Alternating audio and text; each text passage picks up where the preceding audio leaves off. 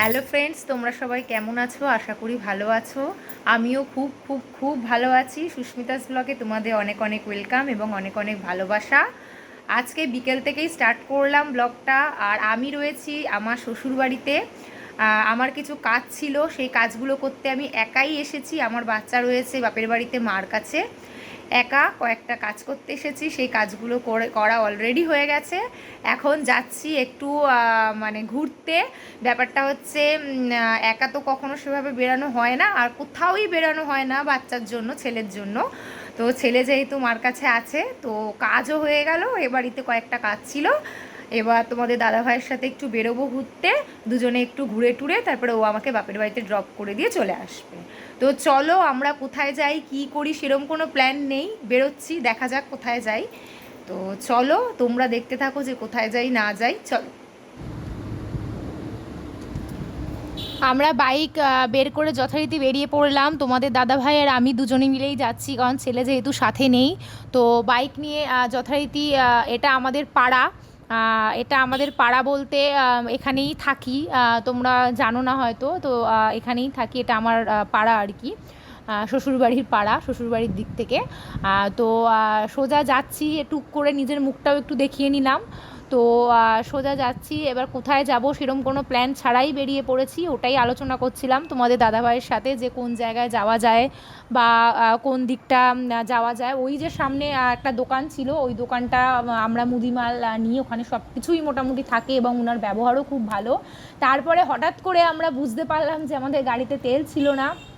তেল ভরানোর জন্য আমরা পেট্রোল পাম্পে গেছিলাম। তো তেল ভরিয়ে এবার আস্তে আস্তে করে আমরা রওনা দিচ্ছি বালির দিকে, কারণ আমাদের ইচ্ছে ছিল একটু ওই কোন্নগর, এই উত্তরপাড়া এই দিকটাতে একটু যাব। তো এই যে আমরা বালি ব্রিজ ধরেছি, এটাকে বলা হচ্ছে বালি ব্রিজ। এটা হচ্ছে বিবেকানন্দ সেতু। আর পাশে যেটা দেখছো ওটা হচ্ছে নিবেদিতা সেতু, ওটাকে সেকেন্ড বালি ব্রিজও বলা হয়। তো ওই বালি ব্রিজের ওপর দিয়েই যাচ্ছি। এবার যেতে যেতে ভাবছিলাম যে কোথায় যাওয়া যায়। তো সেরম প্ল্যান করতে করতেই মানে টাইম কেটে যাচ্ছিল। খুব সুন্দর ঠান্ডা একটা হাওয়া দিচ্ছিল, যেহেতু গঙ্গার পাড়, গঙ্গা পাশে। আসলে সেভাবে কোনো দিন মানে সেরমভাবে আমাদের বেরানো হয় না ছেলে হওয়ার পর থেকে। এবার আমার শরীরটাও খারাপ, এবং একটু সুযোগ পেয়েছিলাম দুজনে মিলে একটা আলাদা একটা টাইম কাটানোর, একটু বেরানোর, ঘোরার, তাই বেরিয়েছিলাম। আর মার কাছে বাচ্চা যেহেতু ছিল, নিশ্চিন্তে বেরিয়েছিলাম। ওই যে দেখা যাচ্ছে উত্তরপাড়ার প্রবেশদ্বার, ওই লেখাটা রয়েছে ওখানে। তো উত্তরপাড়ায় আমরা এই প্রবেশ করছি, এই জাস্ট ঢুকে গেলাম আমরা উত্তরপাড়ায়। এই জায়গাটা হচ্ছে পুরোই উত্তরপাড়ায় দিয়ে ঘুরছিলাম। ঘুরতে ঘুরতে এক জায়গাতে একটুখানি আমাদের দাঁড়াতে হয়েছিল বাইক নিয়ে, কারণ তোমাদের দাদাভাইয়ের একটা ইম্পর্টেন্ট কল এসেছিল, তার জন্য আমরা একটু বাইক নিয়ে দাঁড়িয়েছিলাম। আমি একটু দাঁড়িয়ে দাঁড়িয়ে এপাশ ওপাশ দেখছিলাম, আর তোমাদের দাদাভাই কলটা রিসিভ করে ইম্পর্টেন্ট কথা হচ্ছিল। তারপরে আস্তে আস্তে ঘুরতে ঘুরতে আমরা হিন্দমোটর ওই সব এলাকা দিয়ে ফিরছিলাম। এবার আমরা এসেছি উত্তরপাড়ার ওই দোলতলা বলে একটা ঘাট রয়েছে, গঙ্গার ঘাট। ওই দোলতলা গঙ্গার ঘাটে জাস্ট একটু বাইক নিয়ে নেমেছিলাম, কারণ দেখলাম অনেকেই বসে আছে, গঙ্গার বেশ ফুরফুরে হাওয়া দিচ্ছে এবং একটু অন্যরকম পরিবেশ, একটু কফি, ফুচকা এই জাতীয় সব খাবার দাবার ছিল, যেগুলো আমার বড্ড প্রিয়। ফুচকা জানোই তোমরা সবাই। তো ওখানে নামলাম, নেমে দুজনে মিলে একটু দেখছিলাম, গঙ্গার হাওয়া খাচ্ছিলাম। এটা যে দোলতলা, এটা আমি জানতাম না, তোমাদের দাদাভাই বলেছে যে এটা দোলতলা, এটা উত্তরপাড়া, এই সাইডে আমি কিছুই চিনি না।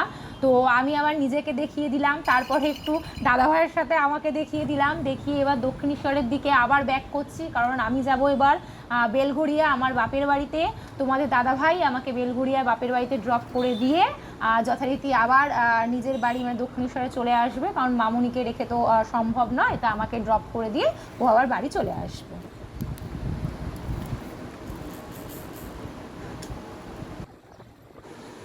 তেমন কোথাও যাইনি, তোমরা দেখতেই পেলে, একটু গঙ্গার ঘাটে গেছিলাম, আবার এদিক ওদিক একটু ঘুরেছি, আর কোথাও যাইনি।